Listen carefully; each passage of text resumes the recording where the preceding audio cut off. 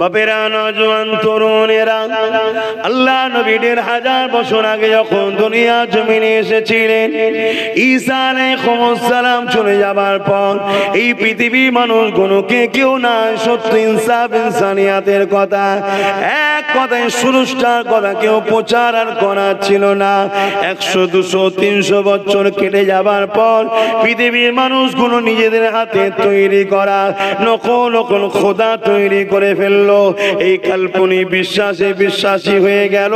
সমাজে ক্ষমতাশালীরা তাদের খোদা সেজে বসে গেল। মানুষগুলোকে কৃতদাস দাসী বানিয়ে দিল। জেন্ত নারীগুলোকে পুঁতে দিতে লাগলো। এমনকি রোমের মতো জমিনেতে গরিবদের কোমরে বেল লাগিয়ে বাজারে নিলামে তোলা হতো, কিনা বেচা হতো। এ যুবকেরা, তরুণেরা, বাপেরা, যেমন আমার দেশে এনআরসির নামে ডিটেনশন ক্যাম্প করতে চাইছে, এই ডিটেনশন ক্যাম্পটা মূলত কি, ওই ক্যাম্পে গরিবের ছেলে মেয়েদের ঘরে নিজে বন্দি করা হবে।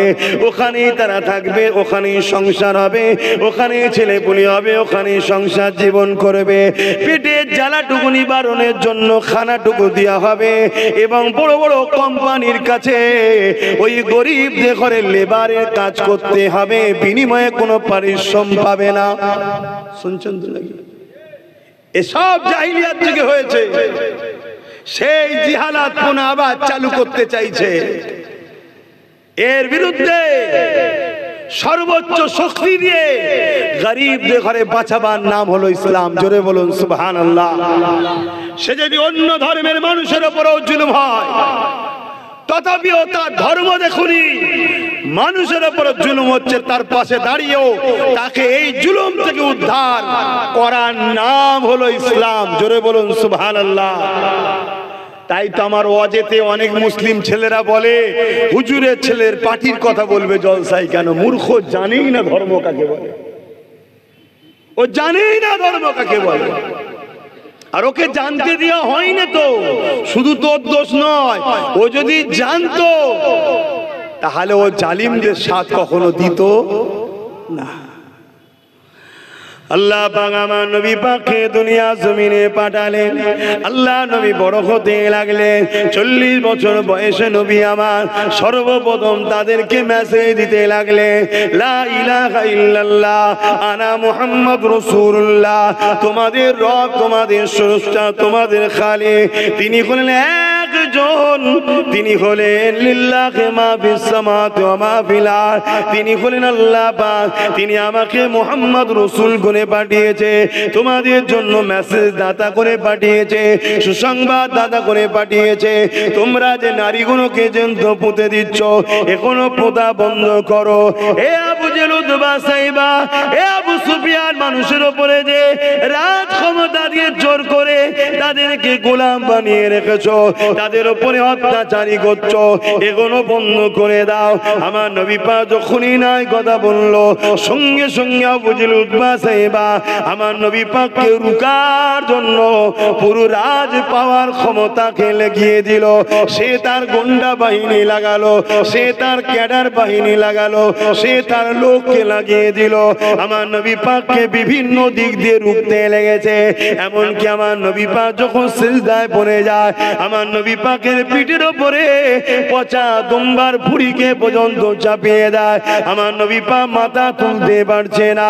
এ যুবকেরা, খাতুনে জান্নাত এটা দেখে যখন নামিয়ে দেয়, আমার রাসূলুল্লাহ মাথা তুলতে লেগেছে। এমনকি আমার নবী পাক সাল্লাল্লাহু পাহাড়ে গিয়ে গাছের পাতা ফলমূল খেয়ে রাতের অন্ধকারে মানুষকে ইনসাফের দিকে, ন্যায়ের দিকে, সত্যর দিকে, কল্যাণের দিকে, কামিয়াবির দিকে আল্লাহ নবী মানুষদিগকে দাওয়াত দিয়েছে। এ যুবকেরা, তরুণেরা, বাপেরা, আমার নবী কত কষ্ট করে ইসলাম দিয়ে গেছে। ইসলামকে নিয়ে তুমি আমি যদি খেলা করি, ইসলামকে নিয়ে তুমি আমি যদি মসজিদ মাদ্রাসার মধ্যে বেঁধে রেখে দিয়ে বাকি জায়গায় যদি ইসলাম বিরোধী কর্মকাণ্ড করি আর গলা লম্বা করে যদি বলি আমি মুসলমান, মনে রাখবে আল্লাহ পাক সূরা বাকারার মধ্যে জানিয়ে দিয়েছে, তোমরা আমাকে আমার হাবিবকে ছেড়ে যাকে বেশি প্রাধান্য দেবে আমি আল্লাহ ওই জালিমের হাতেই তোমাদের মিটিয়ে দেব। শুনছেন তো নাকি? আজকে আমরা যে শাস্তিটা পাচ্ছি বা চারিদিক দিয়ে আমাদেরকে যে ঘিরে ফেলেছে, এটা কিন্তু একদিক দিয়ে আমাদের পাওনা। আপনি মানেন চাই না মানেন, হ্যাঁ কোন ওলামা যদি আমায় বুঝিয়ে দেন যে আপনি ভুল বলছেন, কোরআন সুন্নাহর আলোকে আমি তাকে উস্তাদ বলে সম্মান করব। ওই ফেসবুকে ইউটিউবে গালিগালাজ করে লাভ নেই। আমি ওপেন চ্যালেঞ্জ দিচ্ছি, আপনি বলছেন ঐক্য হতে হবে, একতা হতে হবে, একতার নামে ঐক্যের নামে যারা ইসলামের ঘোর দুশমন, প্রকাশ্য দুশমনের থেকেও বড় দুশমন যারা মুনাফিক, তাদের ঘরে নিয়ে হই হই করে কোনোদিন ইসলামকে বাঁচানো যায় না। কথা বুঝছেন না বোঝেন না? আব্দুল্লাহ ইবনে উবাই মুখ ভর্তি দাড়ি ছিল, মাথায় টুপি ছিল, 5 ওয়াক্ত নামাজ পড়তো, রাসূলুল্লাহর হাতে হাত দিয়েছে, নবীর সঙ্গে হজ করেছে, নবীর সঙ্গে সফরে গেছে, রোজা রেখেছে, নামাজ পড়েছে, নবী দিন শিখাতেন, কোরআন তেলাওয়াত করতেন। আর আব্দুল্লাহ ইবনে উবাই বসে বসে শুনতো সাহাবাদের সাথে। কোরআন তাকে প্রকাশ্য ঘোষণা দিয়েছে মুনাফিক, এ সব থেকে নিকৃষ্ট জাহান্নামে। এরকম মুনাফিক আমাদের সমাজে আছে না নাই? তাহলে লড়াইটা কোন জায়গায় বুঝছেন তো নাকি? ইসলামের বিরুদ্ধে মানবরূপী যারা শয়তান, তারা ইসলামের বিরোধী করবে। আর আরেক শ্রেণীর মানুষ ইসলামের বিরোধী করে, তারা হলো এই মানব রূপীদের অর্থ লিবার জন্য দাড়ি টুপি সরাতে মুনাফিক মুসলমান। এরা ইসলামের বিরোধী করে অন্যভাবে, এরা ইসলামকে তলে তলে থেকে কাটে। ইসলামের যুব সমাজের অন্তর থেকে এরা সিনার পাওয়ারকে কেড়ে নেয়। এরা ইসলামের মধ্যে থেকে ইসলামের যুব সমাজ তাদের অন্তর থেকে যে পাওয়ারে বদরে জিতেছে, যে পাওয়ারে খাইবারে জিতেছে, যে পাওয়ারে খান্দকে জিতেছে, যে পাওয়ারে ওহুদের ময়দানে হারা লড়াই জিতেছে, যে পাওয়ারে আমার মঈনুদ্দিন আজমিরি একা জিতেছে, যে পাওয়ারে মুজাদ্দিদ আলপে সানি জিতেছে, ওই সিনার পাওয়ারটাকে এই মুনাফিক মুসলমানরা আমাদের মধ্যে থেকে আস্তে আস্তে কেটে নিচ্ছে। ওই পাওয়ারটা হলো সিনার পাওয়ার, অর্থাৎ নবীর প্রেম ও আদব। জোরে বলুন সুবহানাল্লাহ। দুনিয়া যদি পুরো একদিকে হয়ে যায়, তথাপিও যারা রাসূলের প্রেম ও আদব করে না, ওই মুনাফিক গাদ্দারদের সঙ্গে মিশতে আব্বাস সিদ্দিকী পারবে না। কথা ক্লিয়ার না? ক্লিয়ার নয়? বাস, তাতে আপনি আগামী দিন আরো যা বলেন আমাকে বলে লিখে যান, আরো যা বলেন বলে লিখে যান। কারণ ইতিহাস সাক্ষী দিচ্ছে, সংখ্যা যেদিন কম ছিল সেদিন আমরা বিজয় হয়েছি, সংখ্যা যেদিন বেশি ছিল সেদিন আমরা মার খেয়েছি। 100 বছর কম বেশি হতে চলেছে, প্যালেস্টাইন মার খাচ্ছে। কত বছর? আমরা জানি 5-6-7 বছর না, 100 বছর ধরে প্যালেস্টাইনের মানুষ মার খাচ্ছে। 100 বছর ধরে কত লাখ যে প্যালেস্টাইনের বাচ্চা শহীদ হয়েছে আল্লাহ ভালো জানে, কত মা বোন যে রেপ হয়েছে আল্লাহ ভালো জানে, কত মা বোন যে হত্যা হয়ে গেছে আল্লাহ ভালো জানে। 100 বছর পরে আজকে প্যালেস্টাইন পুরো নিশ্চিহ্ন হতে চলেছে। কিন্তু আমি আপনাকে জানিয়ে দিয়ে যাচ্ছি, নোট করুন, ইনশাআল্লাহ সেদিন বেশি নাই, খুব শিগগিরই আল্লাহ চাইলে আপনারাও শুনতে পাবেন প্যালেস্টাইন বিজয় হচ্ছে। জোরে বলুন সুবহানাল্লাহ, আরো চিৎকার দিয়ে বলুন সুবহানাল্লাহ। ইতিহাস এটা, আপনাকে ইতিহাস ছেড়ে দিলে হবে না। যেদিন বেশি ছিল সেদিন মার খেয়েছে। কেন মার খেয়েছে একটু বলে দিই, শুনেলেন? হযরতে নবী লূত আলাইহিস সালামকে আল্লাহ বলেছিলেন 80,000 লোক মারবো। কত হাজার? তার মধ্যে 40,000 ভালো, 40,000 খারাপ। হযরতে নবী লূত আলাইহিসসালাম আল্লাহকে বলছেন, আল্লাহ খারাপ মানুষগুলো অন্যায় করেছে, পাপ করেছে, মার খাবে স্বাভাবিক, ভালো লোকগুলোকে কেন মারবেন আল্লাহ? আল্লাহ বলছেন, ভালো লোকগুলো খারাপ লোকের প্রতিবাদ করে না, ওদের সঙ্গে মেশে কেন? মাথায় ঢুকছে কথা? এখন কিন্তু পুরো সলিড হয়ে গেছে।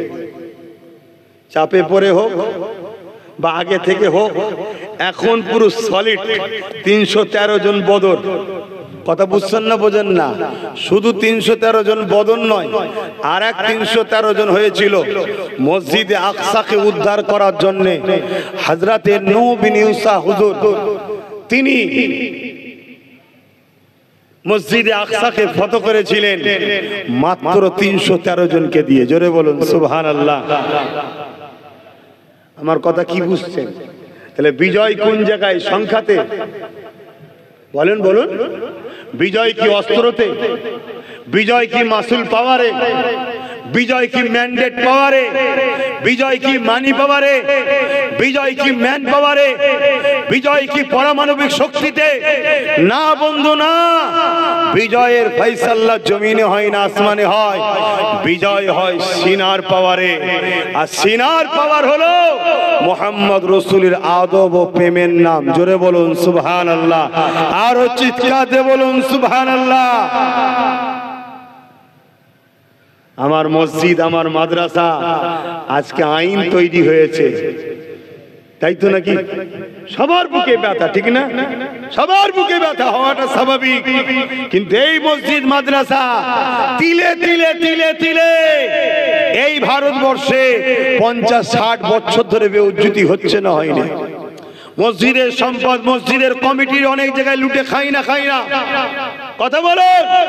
মাদ্রাসার সম্পদ অনেক জায়গায় মুসলমানরা লুটে পুটে খায় না। এই ওয়াকফ সম্পদ 77 বছর ধরে বিভিন্ন রাজনীতির দলের ছায়া থাকায় মুনাফিক মুসলমানরা দখল করে খাচ্ছে না, খায়নি। আল্লাহ পাক এমন জালিমকে বসিয়ে দিয়েছে, একেবারে লিখে নিচ্ছে। শুনছেন না? শোনেন না? এবারে আপনি যদি বলেন আমি কি করব, আল্লাহ বলবে আই জাহান্নামে যা। তাহলে কি করতে হবে? ওই জালিমের হাত থেকে তোকে কাটতে হবে। ও আল্লাহ, এ তো অনেক বড় শক্ত কাজ, যখন নরম ছিল তখন করিসনি কেন? কথা কিছু মাথায় ঢুকছে? এ তো পরীক্ষা শুরু হয়েছে। এবারে প্রেমের এক্সাম দাও, প্রেমের ইমতিহান দাও, প্রেমের পরীক্ষা দাও। এই পরীক্ষায় তোমার জীবন লাগলে জীবন, মাল লাগলে মাল, রক্ত লাগলে রক্ত, যা লাগলে দিতে হবে। পারছি না বললে তো হবে না। কেন? যখন সময় ছিল তুই গাফলতি করেছিস, যখন সময় ছিল টিপে ধরলি হয়তো পেয়ে যেতিস, তখন তুই গাফলতি করেছিলিস। এখন তোকে তো বাপ এবারে, তখন হয়তো চর্চাপরের বিনিময়ে তুই সাকসেসফুল হতিস, এবারে জীবনের বিনিময়ে আমার মসজিদকে উদ্ধার তোদের করতেই হবে। এটা প্রেমের পরীক্ষা। আমার ওয়াজ কি ভুল লাগছে নাকি আপনাদের? কেন? আমি ছোট মানুষ তো, বুঝি কম হয়তো। তবে মনে রাখি, এটা আল্লাহ যখন কাউকে দেয় তারা ছোট বড়র ব্যাপার থাকে না। আল্লাহ যদি কাউকে দেয় তাকে ছোট বড়র ব্যাপার থাকে না।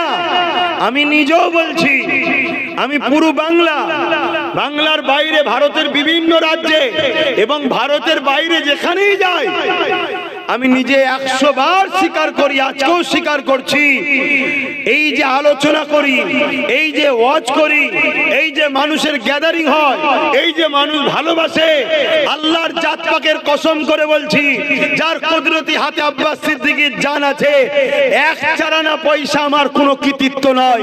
এ সব কিছু কৃতিত্ব হলো মদিনাওয়ালার গোলামি করি, তাই আল্লাহ আমাকে শান ইজ্জত দিয়েছে। এটা মদিনাওয়ালার অবদান। জোরে বলুন সুবহানাল্লাহ, আরো জোরে বলুন সুবহানাল্লাহ।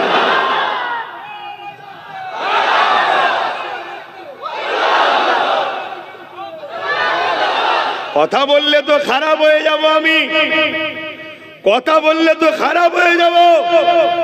আপনি যাচ্ছেন মাদ্রাসা বাঁচাতে, আপনি যাচ্ছেন মাদ্রাসা বাঁচাতে, আর আপনি জানেন এই সমাজের প্রচুর মাদ্রাসা আছে, যে মাদ্রাসা কোনো ওয়াশিংটন থেকে সিলেবাস আসছে, ইসলাম বিদ্বেষীদের টাকায় তৈরি হচ্ছে, আর ওই মাদ্রাসায় শিক্ষা দেওয়া হয় মুহাম্মদ রাসূল মরে গেছে, তিনি আমাদের মতো মানুষ ছিল, আর আপনি যাচ্ছেন মাদ্রাসা বাঁচাতে। এই মুনাফিকদের সঙ্গে কি করতে যাচ্ছেন আপনি? এই আমার কথা খারাপ লাগছে, আজকে আমাকে দালাল বলা হচ্ছে, গাল দিচ্ছে। কিয়ামত একদিন হবে, বিচার একদিন হবে, সেদিন আব্বাস সিদ্দিকীকে ময়দানে মাশরে দাঁড়াতে হবে। হে মুনাফিক মুসলমান যারা দাবিদার করে মুনাফিকি, তোমাদেরকেও দাঁড়াতে হবে, সেদিন তো বোঝাপড়া হবে। আজ দুনিয়ার ঘোলা জলে হয়তো অনেকেই মাছ ধরে নিচ্ছ, লাও ধরে লাও, আমার ইন্টারেস্টও নাই, কিন্তু তুমি তোমার বিবেককে প্রশ্ন করো, তুমি তোমার বিবেককে প্রশ্ন করো। যারা আল্লাহর ওলিদেরকে গালিগালাজ করে, মাজার ভেঙে দিয়াকে পছন্দ করে, মাজারকে গুড়িয়ে দিয়া পছন্দ করে, হাত্তা কি আমার নবীর সবুজ গম্বুজকে ভেঙে গুড়িয়ে দাও বলে, তাদের সঙ্গে এক হয়ে মাদ্রাসা বাঁচাবো, কবর বাঁচাবো, ঈদগাহ বাঁচাবো, এই নাটকটা যেন কেমন একটা লাগছে না?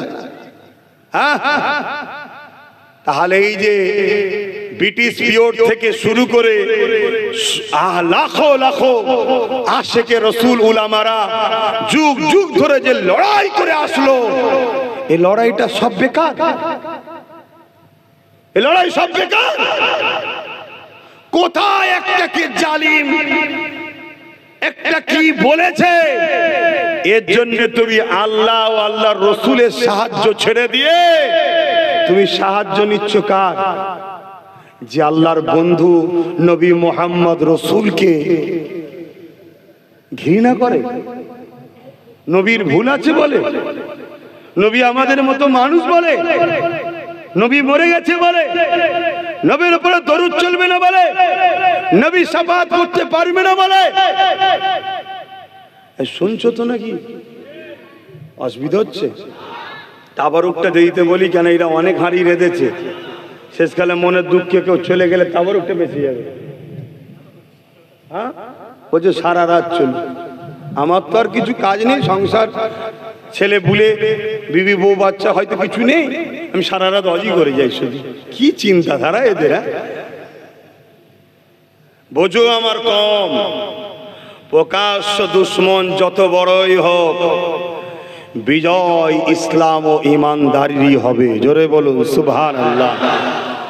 যতই চেষ্টা করো, যতই বলো বাড়ি বাড়ি অস্ত্র রাখো, যতই বাড়ি বাড়ি অস্ত্র বিলাও, যতই তুমি নিরীহ মানুষগুলোকে ভুল বুঝিয়ে গরম করো, বিজয় শুনে রেখে দাও, ইসলাম ও ইমানদারদেরই হবে। জোরে বলুন সুবহানাল্লাহ। আর এটাও শুনে রাখো যে আবু জেহেল আমার নবীকে চারিদিক দিয়ে রুখতে চেয়েছিল, সেই আবু জেহেলেরই ছেলে ইকরামা ঈমানের কলেমা পড়ে মুহাম্মদ রাসূলের গোলাম হয়েছিল। জোরে বলুন সুবহানাল্লাহ। শুধু এটা নয়, একদিন 39 জন কলেমা পড়ে নিয়েছে, আবু জেহেল মাথায় হাত দিয়ে বসে গেছে, এই করা যাবে কি করা যাবে। সেনাপতিদের নিয়ে মিটিং করতে বসলো, আমলা চামলা নেতা মন্ত্রীদের নিয়ে আবু জেহেল মিটিং ডেকে দিল। ওই মিটিং আলোচনা হতে লেগেছে, মুহাম্মদ রাসূলকে চারিদিক দিয়ে রুখতে চাইছে, কোনোভাবে রুখতে পারছে না।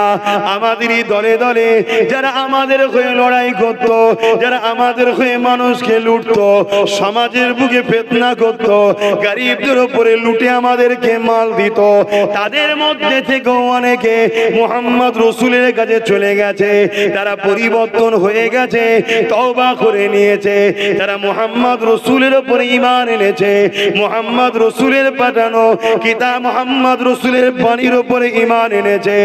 এ কি করে এটাকে রুখা যাবে? ওই সময় আবু জেহেল বলতে লাগলো, কেউ কি তোমাদের মধ্যে আছে মুহাম্মদ রাসূলকে কতল করতে পারবে? নাউযুবিল্লাহ।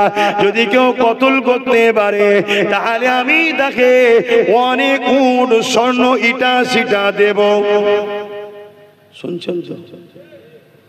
ওই মজলিসে একটা যুবক বসেছিল, 25 বছর বয়স, একদম টকবকে খুন, নাম ওমর।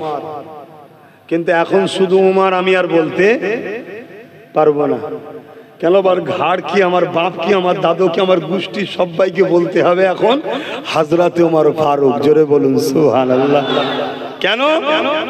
তিনি আমার হুজুরের হয়ে গেছে, তাই সম্মান হয়ে গেছে। তাহলে সম্মান কোন জায়গায়? হুজুরের হলে। না হয় ওমর ফারুকের ক্ষমতা কত? হ্যাঁ, পুরো মক্কার লোকের সামনে যদি দাঁড়ায় সব থরথর করে কাঁপে, এত পাওয়ার। কিন্তু সম্মান ছিল না। সামনে হয়তো যে হুজুর বললো পিছনে গাল দিত, আর এখন সামনেও নয় পিছনেও নয়, একটু বেতাল করলেই সঙ্গে সঙ্গে ইসলাম থেকে বেরিয়ে কাফের। শুনছেন তো নাকি? হ্যাঁ, কেন? হুজুরের হয়ে গেছে। তাহলে সম্মান হুজুরের হলে হবে, আর সম্মান দিবার মালিককে। আমরা হুজুরের হতে পারিনি বলেই তো জালিমকে বসে বেইজ্জতি করছে। হুজুরের হও, হুজুরের হও। ও কত বড় বড় জালিমকে আল্লাহ ঠান্ডা করে দিয়েছে। পৃথিবীর রাজা ছিল নমরুদ, পৃথিবীর একটা খোঁড়া মশা দিয়ে সাইজ করে দিয়েছে, জানেন তো নাকি? হ্যাঁ, জানেন না? নাকের মধ্যে ঢুকে গিয়ে মাথায় বসে কুড়কুড় করে কামড়াচ্ছে। আর নমরুদ বলেছে চাকরকে খড়গ দিয়ে পেট, খড়ম জুতো রে বাবা, জুতো দিয়ে মাথায় মারছে। পৃথিবীর রাজা জুতো খেচ্ছে, কিরম সিন বলেন তো? এটা সম্মান না বেইজ্জতি? কেন বেইজ্জতি? পৃথিবীর রাজা হতে পারিস তুই, হুজুরের হতে পারিস না। শুনছেন তো নাকি? হ্যাঁ, এবারে সেই খরমের মার খেতে খেতে খেতে খেতে যত মারে, মশা তো ভেতরে লাড়ালাড়ি করে, তত ভেতরে সমস্যা হয়, কুটকুট করে, সরসর করে। আরে তত বলে মার, আরো জোরে মার, আরো জোরে মার।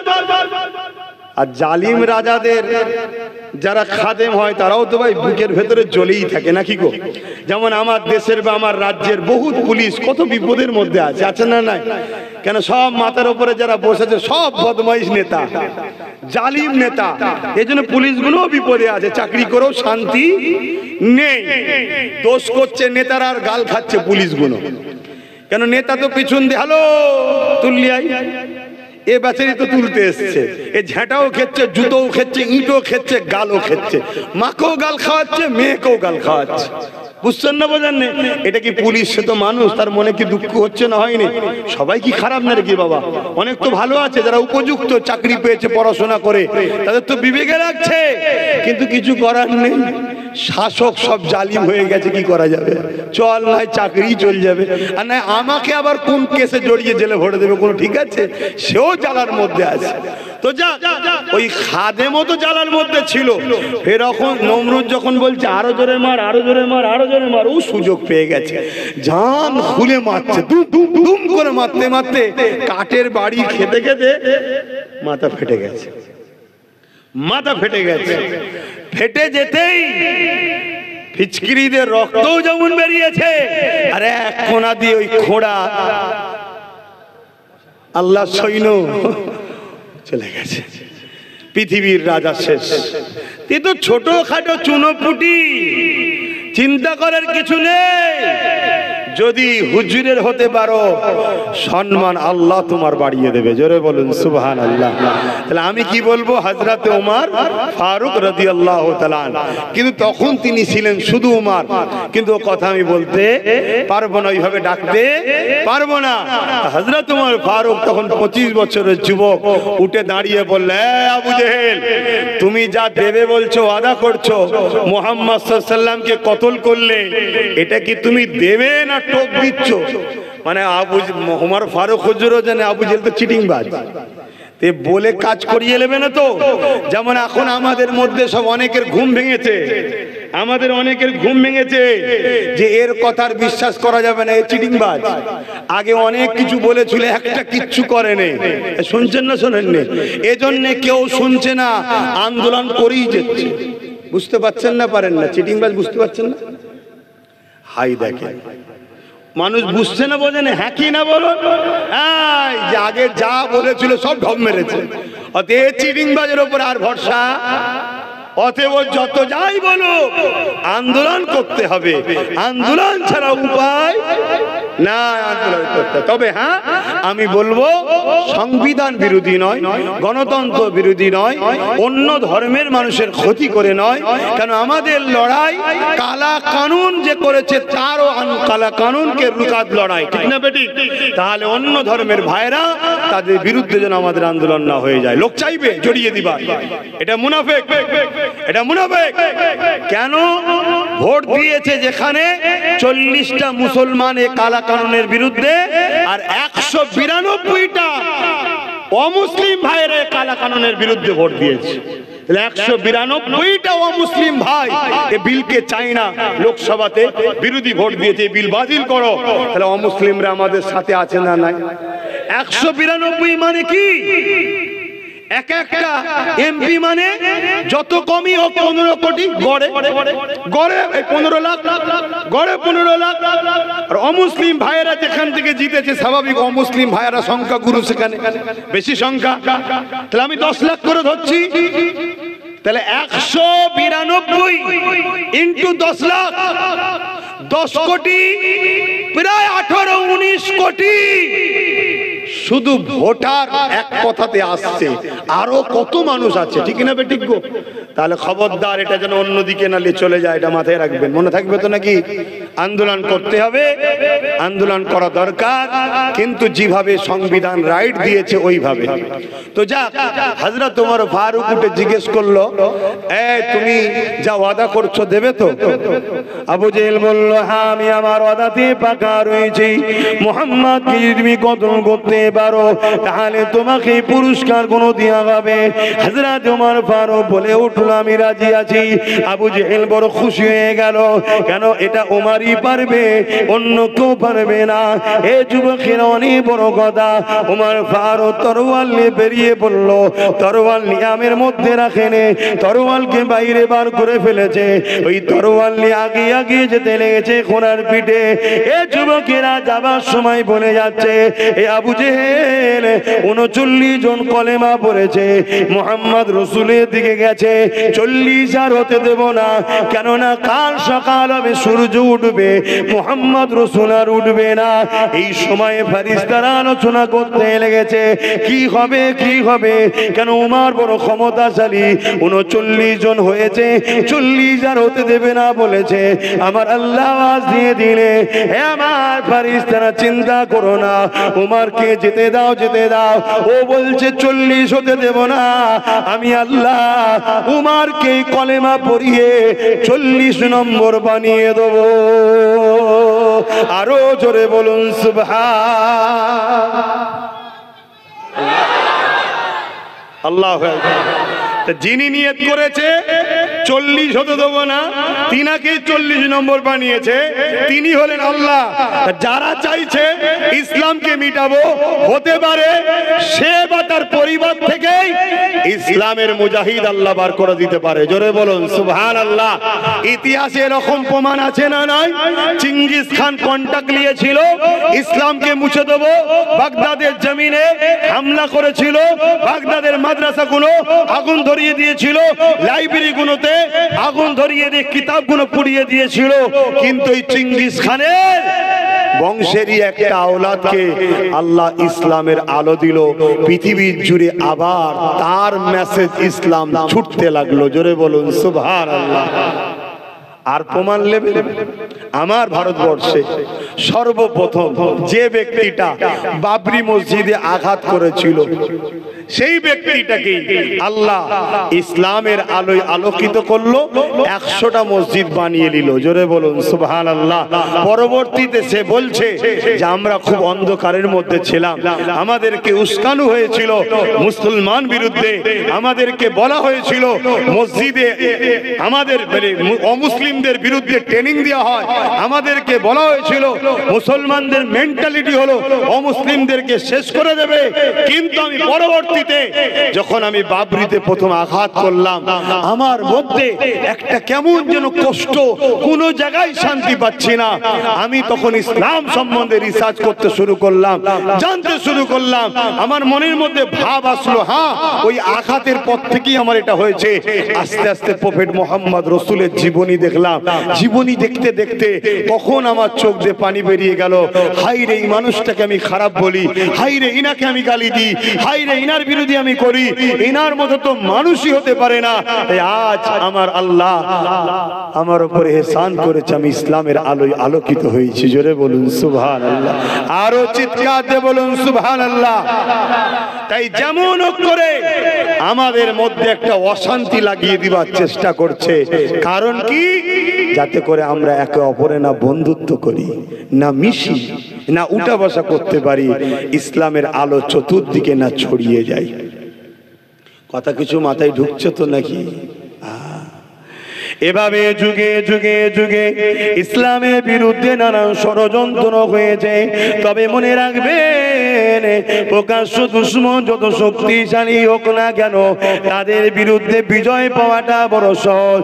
কিন্তু ছদ্মবেশী মুনাফিক যদি ভেতরে ঢুকে থাকে, তাহলে বড় ক্ষতি হয়ে যাবে। যেমন ক্ষতিটা উহুদের ময়দানে হয়েছিল।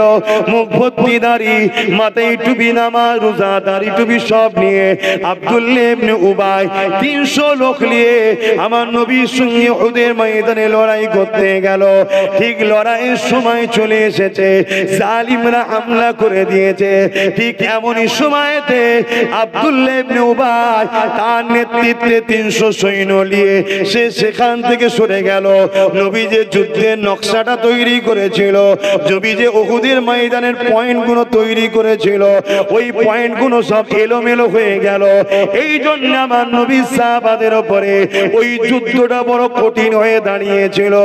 এ যুবকেরা, তাই নবী পাক জানিয়ে দিলে, কেউ যদি লড়াইয়ের ময়দানে না যায়, আল্লাহ তাকে কিয়ামতের দিনে ধরবে, আর তওবা যদি করে মাফও করে দেবে।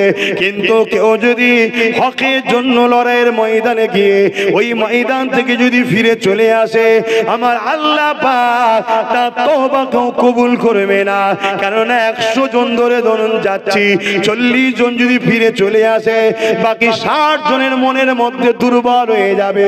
আর প্রথম থেকেই যদি 60 জন যায়, তারা প্রস্তুতটা নিয়ে যাবে, তাদের মনের স্পিরিটটা সেরকমই থাকবে। এই যে ধোঁকা দেওয়া, এই ধোঁকাকারীকে আল্লাহ নবী বলছে তওবা আল্লাহ মাফ করবে না। এই আমাদের সমাজে অনেক মুনাফিক লুকিয়ে রয়েছে, যারা আজকে আমাদের সঙ্গে উঠা বসা করছে। ঠিক সময় দেখবেন এরা আমাদিওকে লক্ষ লক্ষ কোটি কোটি টাকাতে কোন জালিম শাসকের কাছে, বেঈমান শাসকের কাছে এরা আবার বিক্রি করে দেবে আমাদের ঘরে। এই বিক্রি করছে না, করে না? একটু হাকিনা বলবেন। আমি এই কথাটা সত্য বললাম না মিথ্যা বললাম? কারা বলছেন সত্য একটু হাত তুলে দেখান। আমার বলা ভুল হয়েছে, হাত লম্বা করে তোলেন। আমি ভুল বলছি? বিগত দিন এইভাবে বিক্রি করেছে না করে না? তাহলে বাপ আব্বাস সিদ্দিকীকে একটু বুঝে বুঝে পা ফেলতে হবে। কেন? আমার দুটো হলেও ভালোবাসার মানুষ আছে যারা অন্ধভাবে আমাকে ভালোবাসে, কিচ্ছু বোঝে না, কিচ্ছু বোঝে না। আমি দেখেছি রে বাপ, ট্রাই করে, কিচ্ছু বোঝে না। ভাইজান তো ভাইজান, তাহলে আমাকে তো একটু বুঝে পা দিতে হবে নাকি? ওই দুটো ভাইয়ের জন্য আমাকে একটু ভাবতে হবে তো নাকি? হ্যাঁ, তাই বাপ মুনাফিক ইসলামের জন্য কত ক্ষতিকারক আমার রাসূল নিজেও বলেছে। আমার বড় ভয় হয় আমার উম্মতকে প্রকাশ্য দুশমনরা মিটাতে পারবে না, আমার উম্মতকে আখেরি জামানায় মুনাফিকরা মিটিয়ে দেবে। আর মুনাফিক চিনা বড় মুশকিল। মুনাফিককে দেখতে দেখতে হুবাহু মুফতির মতো, হুবাহু মাওলানার মতো, হুবাহু পীর সাহেবের মতো, হুবাহু মাওলানার মতো। টুপিও আছে, দাড়িও আছে, নামাজও আছে, রোজাও আছে, হজও আছে, যাকাতও আছে, দানও আছে। সুবহানাল্লাহ, আলহামদুলিল্লাহ, আসসালামু আলাইকুম, ওয়া আলাইকুম সালাম, কথাই কথা আস্তাগফিরুল্লাহ, সুবহানাল্লাহ। দেখলে মনে হবে ফেরেশতা নেমেছে। শুনছেন তো নাকি? তাহলে মুনাফিক চিনবেন কি করে? চেনার উপায় বলে যাচ্ছি। মুনাফিকের দিলে আমার রসুল ও আহলে রসুলরা নাই। শুনছেন তো নাকি? দিলে নাই, মুখে থাকে। মুখে থাকে, মুখে মোহাম্মদ রসুল বলতে হয়, নাই অসুবিধা আছে তো, কিন্তু জায়গা তৈরি করে নিবার পর আস্তে আস্তে বলে ঠিক আছে উনিও মানুষ আমিও মানুষ, ওনারও ভুল ছিল, এসে আস্তে আস্তে বিষ ঢুকায়। এগুলো হচ্ছে কি মুনাফিক। কেন এই বিষটা ঢুকাচ্ছে?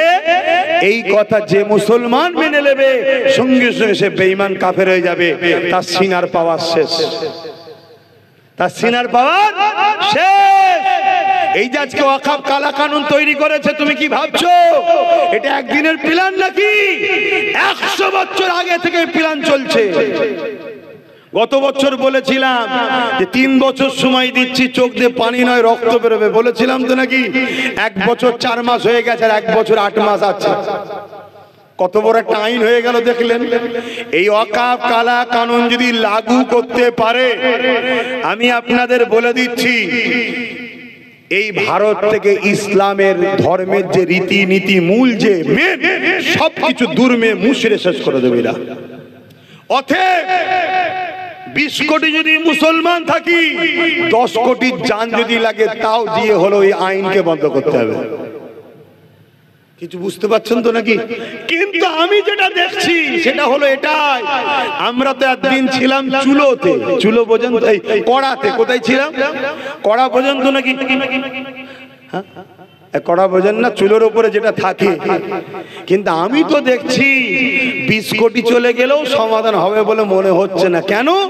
চুলোই কড়াতে ছিলাম, এখন সব ধরে এবার চুলোই ঢুকাবার জন্য সব নেমেছে।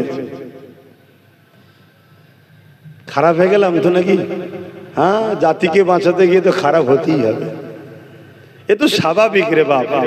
যদি বলেন কেন এরকম কথা বলছেন, হ্যাঁ বাবা আমরা 5 জন রয়েছি, ওর মধ্যে একজন আছে আমাদের দুশ্মনদের লোক, 4 জন মিলে আর একজন আছে আমাদের সাথে, কে? যে আমাদের দুশ্মনদেরই লোক, কিন্তু দাড়ি টুপি পুরো আমাদের মতো, তাকে আমাদের মনে করে নিয়ে রেখেছি। তার কাজ কি? আমরা যা ব্লুপ্রিন্ট করব, যা প্ল্যান পরিকল্পনা করব, ও সব শুনে গিয়ে দুশ্মনকে বলবে। এক কথা বুঝছেন না বোঝেন না? তাই আমাদের মাথায় একটা কথা ঢুকাতেই হবে, আবেগের নাম বিজয় নয়। কত কোটি আছি ওটা বড় কথা নয়। সাপের গায়ে ক্ষমতা আছে বলে তরোয়ালকেও জড়াতে গেলে হবে না। একটা কথাই মাথায় ঢুকিয়ে নিতে হবে, আল্লাহর রহমত ছাড়া বিজয় হয় না, আল্লাহর রহমত ছাড়া কামিয়াব নাই, আল্লাহর রহমত ছাড়া কল্যাণ নাই। আর আল্লাহর রহমতটা হলো ওয়ামা আরসালনাকা ইল্লা রাহমাতাল লিল আলামিন। মুহাম্মদ রাসূল ছাড়া বিজয় নাই, মুহাম্মদ রাসূল ছাড়া কামিয়াবি নাই। এই জাত দিলে নবী নাই, তাকে সাথে নিলেও চলবে না। আমার কথায় কি একমত হতে পারছেন? সে আপনার সঙ্গে আমার জুজিয়াত মসলা ঝগড়া থাকতে পারে, মসজিদের ভেতরে আজান দেবো না বাইরে দেবো, খাবার আগে নুন খাবো না খাওয়ার পরে খাবো, পানি আগে খাবো না পরে খাবো, দস্তখান বিচে কি বলে ওই খাবার পরে মিষ্টি খাবো কি খাবো না, সূরা ফাতিহা খাবার আগে ফাতিহা শরীফ করব, খাবার সামনে নিয়ে না হাঁড়িতে থাকবে এখানে ফাতিহা করে নেবো। এসব জুজিয়াত মসলা তোমার সঙ্গে আমার থাকতেই পারে, এটা ফ্যাক্ট নয়। জুজিয়াত মসলা ঝগড়াটা ফ্যাক্ট নয়। কথা মাথায় ঢুকছে তো নাকি? যারা আকাবারে দেওবন্দি, যারা আকাবেরে বেরেলি, যারা আকাবেরে ফুরফুরা, কথা বুঝে আসছে, বা কারামত আলী জোনপুরি, এই তো কটা সিলসিলা, বড় সিলসিলা। কথা বুঝছেন তো নাকি? ইনাদের সঙ্গে আমাদের মসলা কিন্তু জুজিয়াত ঝগড়া, আকীদাগত ঝগড়া নেই, জুজিয়াত ঝগড়া। আর জুজিয়াত বিষয়টা এমন কিছু ফ্যাক্ট নয়, ওটা কোনো ফ্যাক্টই নয়। কথা বুঝে আসছে তো নাকি? কে নাভির নিচে হাত বাঁধে, কে ওপরে হাত বাঁধে, এটা কোনো ফ্যাক্ট নয়। কেউ আমিন আসতে বলে, কেউ জোরে বলে, এটা কোনো ঝগড়া নয়। তোমার ইমাম যেটা বলে তুমি করছো, আমার ইমাম যেটা বলে আমি করছি। ঝগড়াটা হলো আমার নবীকে যারা ছোট করে ও আহলে রাসূলদের সমালোচনা করে। এই সমাজে বহুত মুসলমান আছে যারা এজিদের গুণ গায়, হোসাইনকে আসামি বলে। আমি কি ভুল বলছি? একটু আওয়াজ দাও, ভুল বলছি? তারা 0.5% নয় এই সমাজে। এ সমাজে তারা আজকে 0.5% নয়, আটার মধ্যে নুন দিয়া পরিমাণও নয়। অথচ তাদেরকে নিয়ে হুড়োহুড়ি করে আগামী দিন নবী প্রেমিকের গলায় আর গোস্তাকে রসুলের হাত একসাথে জড়িয়ে দিবার পরিকল্পনা। এর পিছনে আমারও মনে হচ্ছে ইহুদি খ্রিস্টান ইসলামের দুশ্মনদের ষড়যন্ত্র আছে। কি গো, আমার কথায় বেজার হচ্ছে না আপনারা? আমার মনে হচ্ছে বেজার হচ্ছে না। আমি অজ করবো না। আমি যখন খারাপ আমি ঘরেই থাকি, তোমরা ভালো গুণ সব ভালো লে থাকো।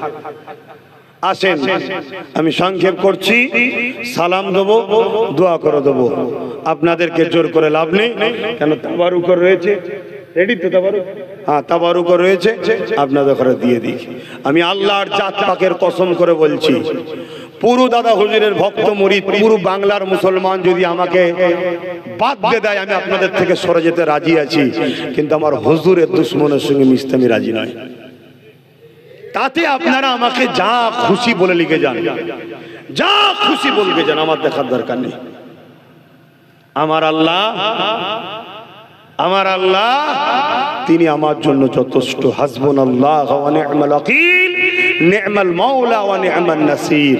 আসুন আমরা সকলে একটু সালাত ও সালাম পড়ব। ইয়া নবী সালাম।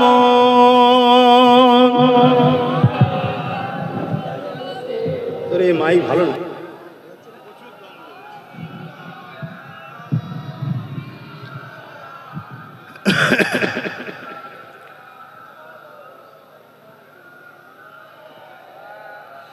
এই যে সালাম দাঁড়িয়ে দিয়া বসে দেওয়া, এটা নিয়ে কিন্তু আমাদের কোনো ঝগড়া নয়।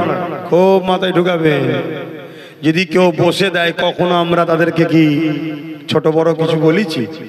এক কথা বলুন। আমার দাদা হুজুর আমাদেরকে শিখিয়েছে, বাবা কেউ যদি বসে সালাম দেয় তার সঙ্গে ঝগড়া করবে না বাবা, এটা প্রেম আদবের ব্যাপার। আমি দাঁড়িয়ে দিই, তোমরা দাঁড়িয়ে দেবে। তাহলে কেউ যদি বসে দেয় তাদের বিরুদ্ধে কিন্তু আমরা কোনো ফতোয়া বলুন দিই না। তাহলে এটা নিয়ে আমাদের ঝগড়া নয়। ঝগড়াটা কোথায়? আমরা যখন দাঁড়িয়ে দিই একদল লোক আমাদেরকে বিরুদ্ধে ফতোয়া দেয়, এটা হলো ঝগড়া।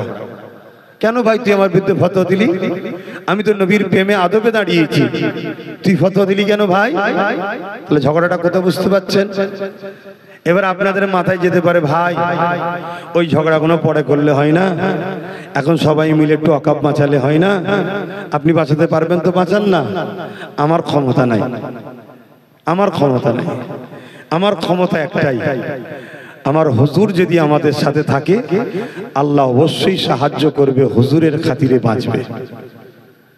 এটা হলো আমার আকীদা। কথা মাথায় ঢুকলো? হ্যাঁ, কেন আমরা দেখেছি হযরতে সালাউদ্দিন আইবি মাত্র 12,000 সৈন্য নিয়ে সেলিবিয়া সৈন্যদের বিরুদ্ধে লড়াই করে, অর্থাৎ সেলিবিয়া সৈন্যরা মসজিদে আকসাকে দখল করেছিল। সালাউদ্দিন আইবি হুজুর 12,000 সৈন্য নিয়ে মসজিদে আকসাকে উদ্ধার করতে গেছে। যেমন আমার দেশের কেন্দ্রের জালিম সরকার আইন তৈরি করে মসজিদের জায়গাগুলোকে দখল করে প্রমোটিং করে বড় বড় কর্পোরেটদের বিক্রি করতে চাইছে। এ বিজনেস, দেশ বিক্রি করে কলজে ভরে নেই। চীন আমার দেশের বড় জায়গা দখল করে নিয়েছে, এর কলজে ঠান্ডা কোনো হয়নি, তার বিরুদ্ধে কোনো মুভমেন্ট নেই, সেখানে কোনো লড়াই নেই। চলো চীনের সঙ্গে লড়াই করতে হবে। তোমার তখন 56 ইঞ্চি সিনা, 6 ইঞ্চিও থাকছে না। কথা বুঝছেন না, বোঝেন না? আরে তুমি যদি নাওই পারো, তুমি একবার এলান করে দেখোই না, দেশের জন্য মুসলিম ইমানদার উলামাদের ঘরে বলো না যে তোমাদেরকে সম্পূর্ণ পাওয়ার দিচ্ছি, চীন যতটুকু জায়গা নিয়েছে একটু উদ্ধার করে দাও। আল্লাহর জাত পাকের কসম করে বলছি, হযরত আব্দুল আজিজ মুহাদ্দিস দেহলভী যখন আওয়াজ দিয়েছিলেন, হে উলামারা রাস্তায় নামো, ব্রিটিশ তাড়াতেই হবে, ব্রিটিশ থরথর করে কেঁপে গিয়েছিল। জোরে বলুন সুবহানাল্লাহ। আমরা সেই ইমানদারের পাওয়ার এটাই, সেদিকে কোনো গুরুত্ব নাই, সেদিকে কোনো খেয়াল নাই। ইনার খেয়াল দেশ বিক্রি করতে হবে, রেল বিক্রি করে দিয়েছে, এয়ারপোর্ট বিক্রি করে দিয়েছে, সব একটার পর একটা বিক্রি করে দিচ্ছে। আমার কত কষ্ট পেচ্ছেন নাকি? দেশে আগে গরিব ছিল 50 কোটি, ইনার দয়াতে ইনি যতদিন এসেছে 14 থেকে এখন দেশের গরিব হচ্ছে কম বেশি 100 কোটি গরিব হয়ে গেছে। শুনছেন তো নাকি? তাহলে কত ভালো কাজ করছে বুঝতে পারছেন না? আচ্ছা, দেশে কি 100 কোটি মুসলমান আছে? কত আছে? 20, খুব জোর 20 কোটি আছে। আরে তাদের হিসাব 20 কোটি আছে, তাহলে বাকি 80 কোটি গরিবটা কারা? এই যে 50 টাকা করে গ্যাসের দাম বেড়িয়ে দিল, এটা কি শুধু মুসলমানদের জন্য? এই যে 2 টাকা করে তেলের দাম বাড়লো মুসলমানদের জন্য? 13% তেলের কি বলে ওষুধের দাম বাড়লো মুসলমানের জন্য? পুরো দেশবাসীকে নষ্ট ভণ্ড করে ফেলছে। এবারে দেশবাসী যদি ঠান্ডা থাকে এগুলো তো বুঝবে, তাই সব সময় ধর্ম ধর্ম লাগিয়ে দাও। এরা মারপিট করুক, এরা নিজেরা মারপিট করুক, আর আমি ওই সুযোগে দেশটাকে পুরো বিক্রি করে দিয়ে আস্তে আস্তে পালাই। এমনি তো বলেছে मैं फकीर आदमी हो झूला लेके भाग जाएंगे, বলা অভ্যাসই আছে। আমার তোমার কি হবে? কথা শুনছেন না শোনেন নে? তো সেই জায়গাতে বাপ ভাইরা এভাবে তখন তারা আজকে এই কি বলে ওয়াকাফ বিলের বিরুদ্ধে আজকে হাত তুলেছে, তাই তো নাকি? মূল লক্ষ্য কি? ভালো ভালো প্রপার্টি গুলোকে বড় বড় কোম্পানির হাতে বিক্রি করে দেবো, দিয়ে ওটাও বিক্রি করে টাকালে চলে যাবো। হয়তো আমার অন্য ধর্মের ভাইরা ভাবতে পারে যে আমাদেরটা লিখছে না। আপনারা জানেন কি জানি না, আপনারাও শুনে রাখেন, বলবেন। দুঃখ তো আমার এই জায়গায়, আন্দোলন তো অনেক হচ্ছে, এইসব কথাগুলো কেউ বলছে না। 2023-এ আদিবাসী ভাইদের জল জঙ্গলের সম্পদ বিক্রি হয়ে যাচ্ছে। এই সরকারি আইন পাস করে আদিবাসীদের জায়গায় নিয়েছে 2023-এ। শুনে রেখে দাও, জল জঙ্গলকে কেটে পুরো পরিষ্কার করে জীব জন্তু গাছপালা কেটে অক্সিজেনের সমস্যা হবে আগামী দিন। অক্সিজেন পাবেন কোথা? এই তো হায়দ্রাবাদে 400 একর জমি, মানে 1200 বিঘে গাছ কেটে জীব জন্তু কেটে সেখানে বড় বড় কোম্পানির হাতে জায়গা চলে যাচ্ছে। তাহলে 2025-এ মুসলমানদের ওয়াকাফ, এরপরে আসছে শিখ ভাইদের নেবে, তাদেরও আমাদের মতো সম্পদ আছে। খ্রিস্টানদের নেবে, তাদেরও আছে। শুনে রেখে দেন, সব থেকে বেশি যে সম্পদটা আছে হিন্দু ভাইদের দেওবত্ত সম্পদ। ইসলামী ভাষায় ওয়াকাফ, সংস্কৃতি ভাষায় হিন্দু ভাইদের দেওবত্ত সম্পদ। ওটা তাদের সম্পদ, তাদের ধর্মের মানুষেরা দিয়ে গেছে। ওয়াকাফ আমার ধর্মের মানুষরা দিয়ে গেছে। সব ভাইয়ের যখন ঝাড়া হয়ে যাবে, আমার হিন্দু ভাই আপনাদেরটা নেবে। কেন সরকার কিচ্ছু বোঝে না, একটা জিনিসই বোঝে, পুঁজিপতিদেরকে খুশি করো, তাদের আমি গুরু হয়ে থাকি। কথা মাথায় ঢুকছে তো নাকি? যদি এ সরকার গরিবদের কথাই বুঝতো, তাহলে ডোনাল্ড ট্রাম্প যখন আহমেদাবাদ স্টেডিয়াম উদ্বোধন করতে এসেছিল, রাস্তার দুদিকে চট দিয়ে ঘিরে দিয়েছিল। কেন? রাস্তার দুদিকে অমুসলিম গরিবদের সব বস্তি ছিল। ডোনাল্ড ট্রাম্প যেন দেখতে না পেয়ে যায়, ঘৃণা লাগছে, ঘৃণা। অতএব বুঝুন আমার বন্ধু, আমার দেশবাসী সাথী ভাইরা, বুঝুন, জানুন, জানতে হবে। আবেগে হই হই করলে হবে না। 50-60 হাজার টাকা করে দিয়ে দিয়েছে, শুধু খাচ্ছে দাচ্ছে না, নাচছেন। খেয়াল আছে আপনার ঘরের বোনটা বড় হচ্ছে, মেয়েটা বড় হচ্ছে, জিনিসপত্র কি দাম বাড়ছে, আগামী দিন বিয়ে শাদী দেবেন কি করে? ভাববেন না? সব জাতিকে ভাবতে হবে।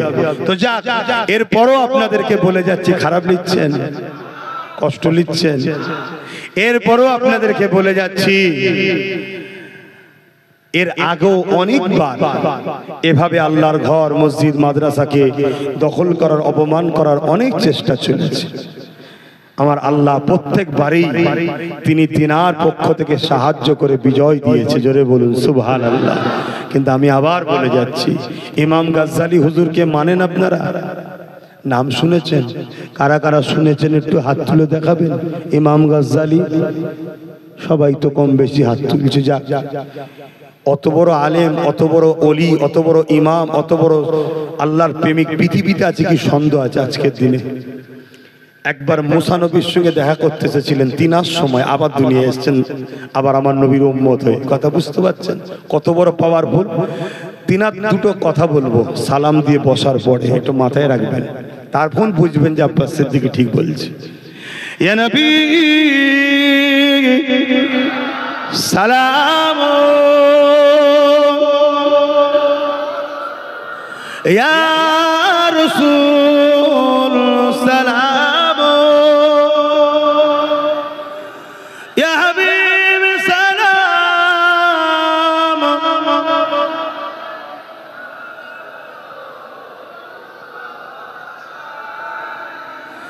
কঠিন হাসরের দিনে কি আছে মোদের কপালে, গুনাহগার উম্মাত আপনার লইবেন সঙ্গে মাহশরে। নবী সালাম, ইয়া রাসূল সালাম।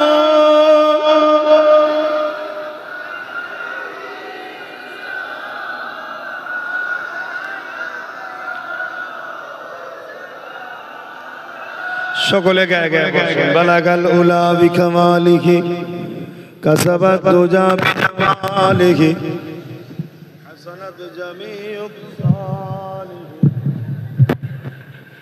লো আলাইহি ওয়া আলিহি আল্লাহুম্মা।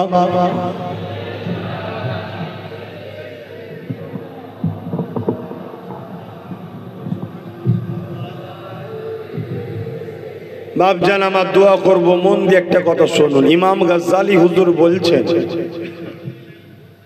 শুনছেন? খুব জোর 5টা মিনিট সময় দেবেন, ডিস্টার্ব করবেন না। ইমাম গাজ্জালি হুজুর বলছেন, আমার নবীর উম্মত উম্মতিরা, আমার নবীর উম্মত উম্মতিরা যদি বালা মুসিবত বিপদ আপদের সম্মুখীন হয়ে যাও, মনে রাখবে এই বিপদ বালা আসার কারণ হলো তোমাদের অন্তর থেকে নবীর প্রেম ও আদব কমে গেছে, তাই আল্লাহ তোমাদের উপরে নারাজ হয়ে জালিম পাঠিয়েছে, বালা পাঠিয়েছে। বুঝতে পারছেন তো নাকি? বলুন, কেন্দ্রে যে বসে আছে বালা নয়, বড় বালা। আমি ভুল বলছি নাকি? এর কারণটা কি? ইমাম গাজ্জালি হুজুর বলছেন, তোমাদের অন্তর থেকে আল্লাহ রসুলের মহব্বত কমেছে না কমেনি? খেয়াল করে দেখবেন, আমার কথা পেয়ে যাবে।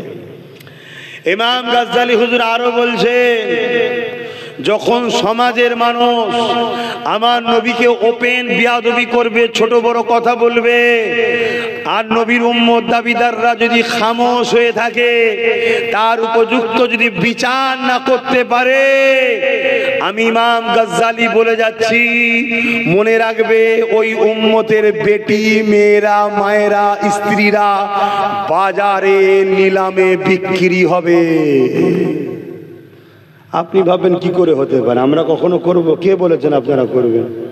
আপনাদেরকে কতল করে বাজারে বিক্রি করা হবে। শুনছেন না শোনেন না? তাহলে আব্বাস সিদ্দিকী কত কড়া জায়গায় দাঁড়িয়ে আছে, বুঝতে পারছেন? এজন্যই বলেছিলাম চেয়ারের একটা পায়া দরকার। কেন? কেউ কিছু লড়াই করতে গেলে রাজ ক্ষমতা দ্বারাই প্রতিরোধ করা সম্ভব। তো যাক, আমি সংক্ষেপ করবে চাইছি, এই ওয়াকফ কালা কানুন বাতিল করা কি সম্ভব? কথা বলুন, সম্ভব আছে না নাই? সম্ভবের প্রসেসিংটা কি? সম্ভবের প্রসেসিং কি বলবেন তো? আমার ক্ষুদ্র জ্ঞানে 3টে বুদ্ধি আছে প্রসেসিং, একটু বলবো। কারা কারা শুনতে চান একটু হাত তুলে দেখাবেন, হাত নাবা। নাম্বার 1, মন দিয়ে শুনবেন। নাম্বার 1, মাথা গরম করলে হবে না। রক্তের জোর দেখাচ্ছ, রক্তে অনেকে ভাবছে দিদি তো আমাদের সাথে আছে, দিদি আছে, মুর্শিদাবাদে 80% মুসলমান, দিদির পুলিশ আর আধা সামরিক বাহিনী নামে চপ্পলওয়ালা কারা জানি না বাড়ি বাড়ি ঢুকে সাইজ করে ফেলছে। শুনছেন না শোনেন না? হ্যাঁ, ভুল যদি বলি দিদির হাতে তো পাওয়ার আছে, তুলে যেতে পার না, তোদের সঙ্গে তো ভালো খাতির আছে, বল। শুনছেন তো নাকি? একদম ধব্বাস ছাড়া দ্বিতীয় কিচ্ছু নয়। অনেক হয়তো বুক ভরা আসলে বসে আছে, আমাদের টেনশন নেই, টেনশন নেই, পাগলামি করুনি, মন দিয়ে শোনো। নাম্বার 1, আইন যখন কোনো জিনিস হয়ে যায়, এ ওয়াকাফ কালা কানুন হয়ে গেছে, এটা কোনো বিল আর নেই, আইন হয়ে গেছে। এ আইনকে রুখতে গেলে আইনের অস্ত্র দিয়ে কাটতে হবে। এই আইনের অস্ত্র হচ্ছে লোকসভার বড় আইন হলো দেশের সর্বোচ্চ আদালত হলো সুপ্রিম কোর্ট। সেখানে গিয়ে মামলা করতে হবে, সেখানে গিয়ে দরবার করতে হবে। আমি জানতে চাই, যারা চিল্লাচ্ছেন, আমি ভালো কথা, আপনারা চিল্লেছেন ঠিক আছে, আইনি মামলা করছেন, মামলা করছেন। আপনারা যদি করতে নাও পারেন, যিনি আপনাদেরকে বলেছিল বিজেপির হাত থেকে বাঁচাবো, তিনি কি মামলা করেছে? একটু হ্যাঁ কি না বলবেন না? আল্লাহ কি মুখের জবান বন্ধ করে দিয়েছে? তাহলে একটু হ্যাঁ কি না বলেন। রাজ্যের সিএম মামলা করেছে। একটা সাধারণ মানুষ মামলা করা আর রাজ্যের সিএম মামলা করা এক না আলাদা? তিনি তো বলেছিল আমাকে সাপোর্ট করো, আমি বিজেপির হাত থেকে রুখবো, বলেছে না বলেন? তাহলে আজকে মামলা করছে, তাহলে সত্য বলেছিল না মিথ্যা? তাহলে আগামী দিন যে বলছে আমার রাজ্যে লাগু হতে দেবো না, এটা সত্য না মিথ্যা?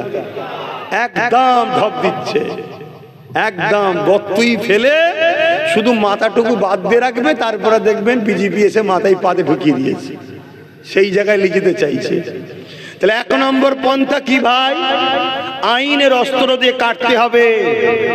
যাকে গাল দিয়েছিল এই মুসলমানরা, সেই নবী বংশের আওলাদ, সেই চিপচিপে রুগা ছেলেটা, এনআরসির কেসও যে করেছিল, এনআরসি এখনো রুকে আছে, কেস হয়ে আছে, লাগু করতে পারছে না, এখনো কেস হয়ে আছে। সেই বাংলার পক্ষ থেকে সেই রুগা চিপচিপে ছেলেটা, নবী বংশের ছেলে, দাদা হুজুরের আওলাদ নওশাদ সিদ্দিকী গিয়ে সুপ্রিম কোর্টে এই ওয়াকাফ কালা কানুন বাতিল করার জন্য কিন্তু কেস করেছে। আর কেসের ফল কি হয়েছে? সুপ্রিম কোর্ট রায় দিয়েছে যে আইন পুরাতন ছিল এখন থাকবে, এই আইন নতুন লাগু করা যাবে না। প্রত্যেকটা অঙ্গ রাজ্যের কাছ থেকে তথ্য চেয়েছে, আপনাদের মতামত কি বলুন। প্রত্যেকটা অঙ্গের রাজ্যের ওয়াকাফ যারা দায়িত্বে আছে তাদের মত চেয়েছে, আপনাদের পরামর্শ কি বলুন। এখন বলুন, আমার রাজ্য যদি সত্যি না চাই, তাহলে এনারও তো পরামর্শ দিতে হবে যে না আমরা চাই না। তা চাই না যখন সুপ্রিম কোর্টকে জানাতে হবে, তো জানাবার পন্থা হলো কেস। 8টা রাজ্য যেমন কেস করেছে যে আমরা চাই না, কিছু মাথায় ঢুকছে। আর যারা চাই তারা কেস করবে না। তা বেশিরভাগ লোক যদি বলে কেস করব না, বেশিরভাগ রাজ্য সিএমরা, তাহলে সুপ্রিম কোর্ট কি ভাববে? তাহলে এতে কোনো উপকার আছে তাই চাইছে। কথা বুঝছেন না, বোঝেন না? তাহলে একটা হলো আইনের অস্ত্র দিয়ে কাটতে হবে। আচ্ছা একটুখানি ভাবাচ্ছি, ভাবুন তো, যদি আরো কোটা 40 থাকতো, তাহলে আরো 40টা কেস বাড়তো না কমতো? তাহলে আপনারা বলুন, আব্বাস সিদ্দিকী কিছু ভুল করেছিল? একটু হ্যাঁ কি না বলেন, শুনুন শান্তি। আচ্ছা বলুন তো, রাজ্যে যিনি সিএম আছে, তিনি যদি সিএম হতো, কিন্তু যে কুর্সিটাই বসে আছে ওই কুর্সির পায়ে যদি 3টে তার থাকতো আর একটা আমাদের থাকতো, তাহলে কেস করতো না? করতো না? না করলে কি বলতাম, ওঠেন পায়াটা খুলে নেবো, খুললেই সরকার পড়ে যেত। তাহলে কেস করতে ছুটতো না? ছুটতো না? তাহলে চাপে রাখার জন্য একটা পায়া দরকার আছে না? না, মাথায় ঢুকছে? ঢুকছে? হ্যাঁ ঢুকছে এবার না? কিন্তু আগে কি হবে আল্লাহ জানে, কারণ এখন 1 বছর বাকি আছে, তো তার আগে আরো কত কি আইন করে ফেলবে কে জানে। কথা বুঝলেন? আমি তো বলেছিলাম একটা দিন আসবে হয়তো আমি তোরা দিতে চাইবি, আমি আর লোবো না। তো যাই হোক, তাহলে আইন দিয়ে কাটতে হবে। দ্বিতীয় নম্বর কি? দ্বিতীয় নম্বর হলো ওই একই কথা, সংখ্যা গরিষ্ঠতা দেখিয়ে কেন্দ্র সরকার বিল পাস করেছে, তাই তো নাকি? তাহলে আমাদের ঘরেও যত সেকুলার দল আছে সব দলকে আহ্বান করতে হবে, সব দলকে আহ্বান করে সেকুলার দলেদেরকে নিয়ে মুসলিম উলামাদেরকে আগিয়ে এসে তাদের সঙ্গে ঐক্যবদ্ধ হয়ে পার্টনারে, তাদেরকে সাপোর্ট করে নয়, ভাগিদারি পার্টনারে আমাদেরকেও রাজ ক্ষমতা তৈরি করতে হবে। রাজ ক্ষমতা তৈরি করে আদিবাসী ভাইদের বুঝাতে হবে তোদেরও জল জঙ্গল চলে গেছে, তোরাও ভাই। দলিত ভাইদের বুঝাতে হবে তোদেরকে বিভিন্ন জায়গাতে শুধুমাত্র নাচাচ্ছে, জুলুম করছে, তোরাও ভাই। এভাবে মিলে আমাদেরকে রাজ ক্ষমতা তৈরি করে সংখ্যা গরিষ্ঠতার নামে যেমন বিল করেছে, আমাদের ঘরেও দেরি হলেও 2-10 বছর পরে হলো সংখ্যা গরিষ্ঠতা তৈরি করে ওই বিলকে আবার বাতিল করে নিজেদের মতো করে বিল করে নিতে হবে। শুনছেন তো নাকি? এবারে ওই বিল যখন হবে, অনেকের বলতে পারেন তখন তো আমার মসজিদ মাদ্রাসা সব ভেঙে ফেলবে। মসজিদ মাদ্রাসা ভেঙে ফেললো অত সহজ তো প্রথম কথা নয়, তার আগে খোদার মার এসে যাবে, চিন্তার কোনো কারণ নেই।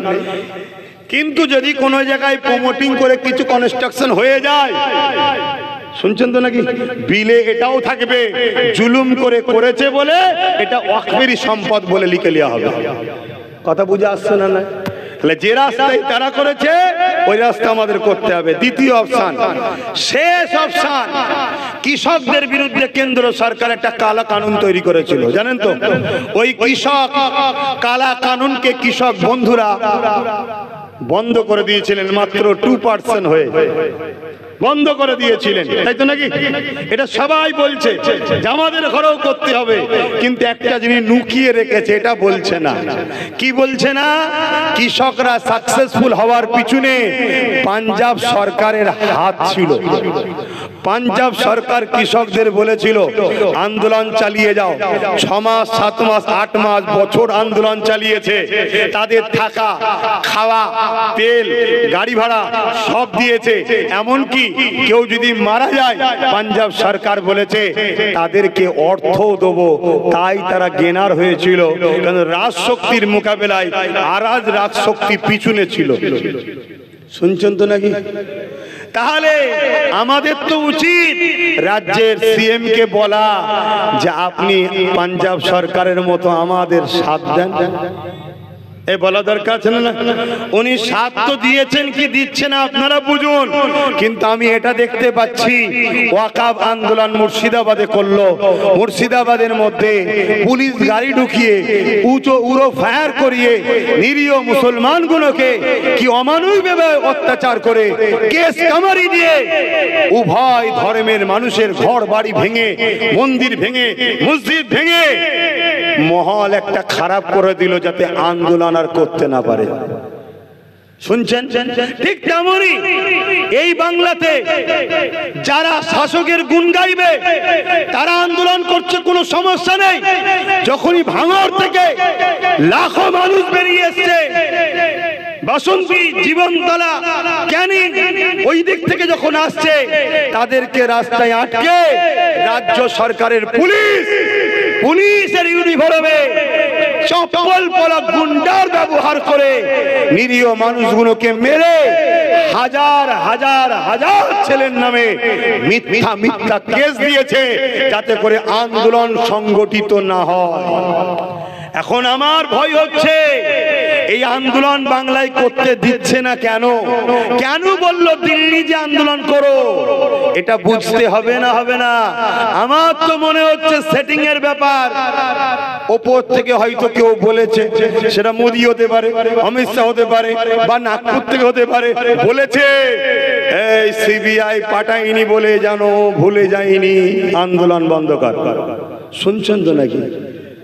তাহলে বলুন এই জায়গায় আন্দোলন কি বন্ধ করে দেবেন? কেসের ভয়ে আন্দোলন বন্ধ করে দেবে, পুলিশের নির্মম অত্যাচারের ভয়ে, পুলিশের ড্রেসে গুন্ডাদের জুলুমের ভয়ে আপনারা কি আন্দোলন বন্ধ করে দেবে? কেন? পুলিশ বুট পরে ভাই, চপ্পল পরে পিটছে।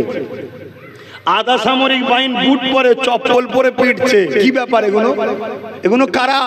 শুনছেন না শোনেন না? তাহলে আন্দোলন কি বন্ধ হয়ে যাবে? আন্দোলন আরো হবে, তবে সংবিধানকে মান্যতা দিয়ে, গণতন্ত্রকে মান্যতা দিয়ে। সংবিধান বিরোধী আইন তৈরি হয়েছে, সংবিধানকে বাঁচাবার জন্য আন্দোলন। সর্বধর্মের মানুষ সংগঠিত করুন, সবাইকে বুঝান, বুঝিয়ে সবাই মিলে আন্দোলন করুন। নিরীহ মানুষের কোনো অসুবিধে না করে আন্দোলন করুন। কথা শুনছেন?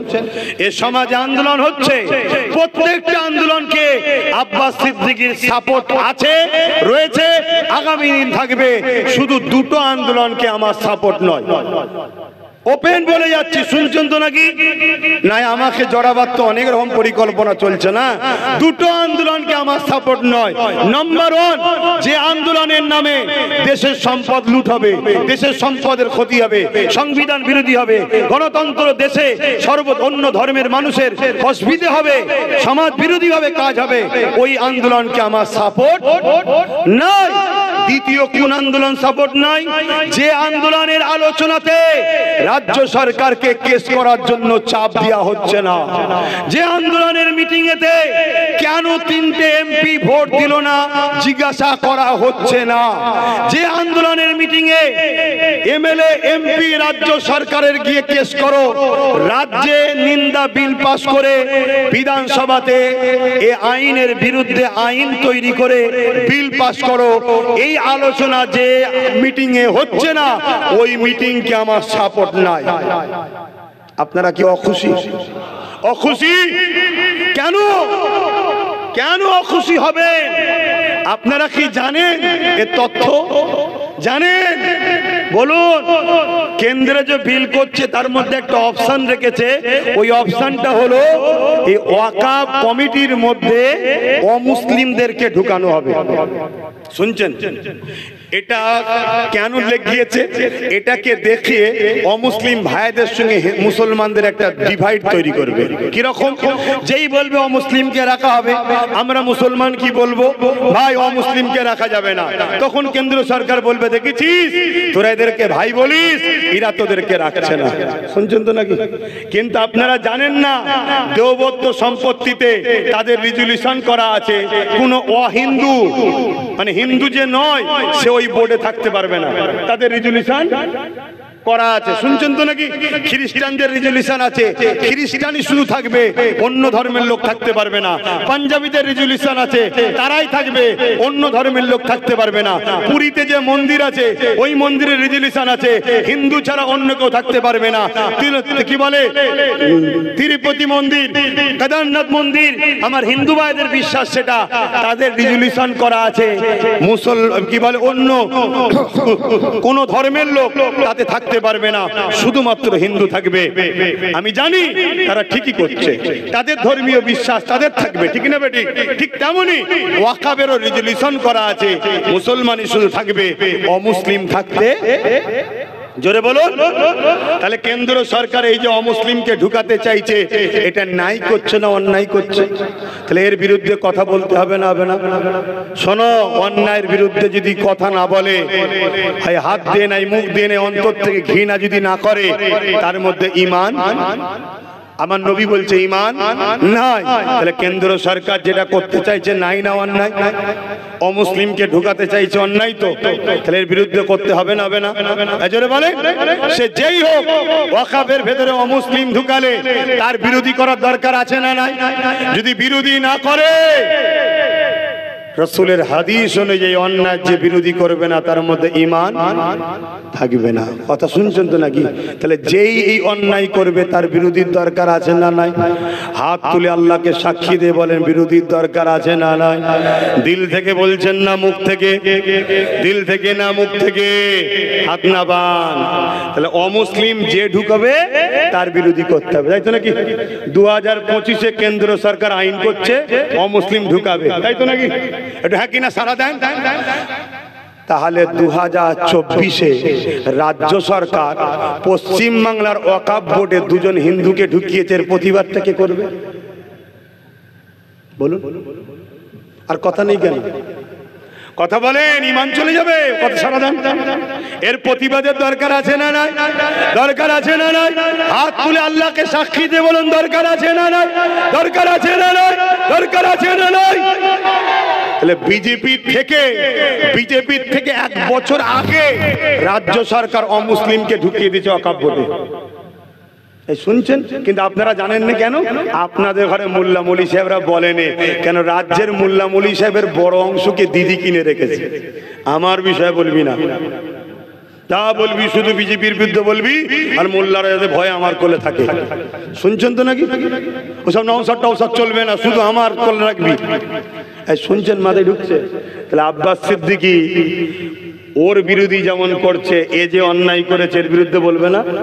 এজন্য বাপ আমার সবার সঙ্গে মতের মিল হচ্ছে না, তাই আমি সবার সাথে নাই। যারা অন্যায়ের প্রতিবাদ করবে, ওখানেও যে ভুল করেছে বলবে, এখানেও যে ভুল হয়েছে বলবে, তাদের প্রোগ্রামকে আমি সাপোর্ট করছি। যারা ওর বিরোধী করবে আর এর গুণগান গাইবে, তার সাথে আমি নেই। আমার কথায় কে কে কষ্ট পেলেন একটু হাত তুলে দেখাবেন? আপনারা কষ্ট পেয়েছেন না? ওই মুরব্বীটা হাত তুলেছে, কষ্ট পেয়েছেন? হ্যাঁ, তাহলে এতক্ষণ ধরে ওয়াজটা কি এইভাবে শোনেন না তো? হ্যাঁ, কষ্ট পেয়েছেন সত্যি? আব্বা বলেন না, আমি কিছু ভুল বললাম? আমাদের ওয়াকফ মসজিদ, মাদ্রাসা, কবরস্থান, ঈদগাহ, সেখানে অমুসলিম ঢুকানো কি উচিত হয়েছে রাজ্যের সিএম? প্রমাণ নেবেন? প্রমাণ? এই প্রমাণ নেবেন? আমার কাছে ফটোকপি রয়েছে, শুনছেন? আমার কাছে ফটোকপি একদম জলজল করে রয়েছে, চিন্তার কোনো কারণ নেই। সব পুরুষ রেখে কাজ করতে হয়। এই দেখেন, এখানে কেউ আছে পড়তে পারবে ইংলিশ? কেউ থাকে তো আসেন, পড়ে দেখুন। দুটো নাম পুরো দাগ দিয়া দেখুন। পশ্চিমবঙ্গ সরকার কি করেছে দেখুন, অলরেডি অমুসলিমকে ঢুকিয়ে দিয়েছে। এটা বিজেপি ঢুকাবার জন্য আইন করেছে 2025-এ, আর 24-এ তার 1 বছর আগে ঢুকিয়ে দিয়েছে। আব্বাস সিদ্দিকী তো খারাপ। আব্বাস সিদ্দিকীর বাড়ি তো পুলিশ পাঠাতেই লাগে। কি পাঠাও পাঠাও, তোমার হাতে রাজ পাওয়ার আছে, তুমি পাঠাবে না? পাঠাও না। কিন্তু মনে রেখো, ফেরাউনও মরেছে, সাদ্দাতও মরেছে, নমরুদও মরেছে। ফেরাউনকে গিয়ে একবার জিজ্ঞেস করে এসো, বেটা কেমন আছিস রে এখন, তারপরে একটু রিস্ক লিস। শুনছেন? কথা ক্লিয়ার? সত্যি করে বলুন, আমার উপরে কারো ব্যথা হয়েছে? কারো ব্যথা হয়েছে? তাহলে আগামী দিন, গত 3 মাস ধরে প্রচার করছি, ওয়াকফ বিলের আগে থেকেও প্রচার করছেন, ব্রিগেড ডাকবো। শুনেছেন না শুনেননি? হাত তুলে বলুন কারা কারা শুনেছেন। শুনেছেন? দেখেন সবাই। আবার সাক্ষী চাইছি, আগামী দিন আমি একা, কে থাকবে জানার দরকার নেই, আমি থাকবো। আমার বাপ ভাই কারা আমার সাথে ব্রিগেডে যেতে রাজি আছেন? হাত তুলে দেখান। রাজি আছে? রাজি আছে? ডেটটা এখন ঘোষণা করছি না, কেন আমি পুরো বাংলার অলিতে গলিতে ঘুরছি, সব জায়গায় হাত তুলে সাক্ষী নিচ্ছি। আমার টার্গেট 25 থেকে 30 লক্ষ লোকের একটা জমায়েত করব। ইনশাল্লাহ হবে না? তবে যেভাবে লোক হাত তুলেছে সব জায়গায়, এই হাত যদি ইমানদারের হয়, আমার আল্লাহ যা ভাবছি তার ডবল হয়তো করে দেবে।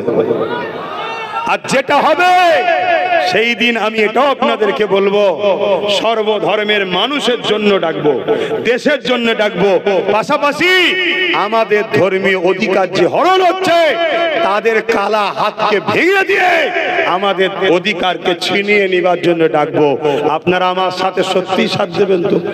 গাড়ি ভাড়া দিতে পারবো না, তেল খরচ দিতে পারবো না, কেন আমাকে কেউ করাবে না, আমি নিজে করব। কারা নিজেদের ঘাটের পয়সায় নিজেদের খাবার নিয়ে যেতে রাজি? হাত তুলে দেখান। মারহাবা না।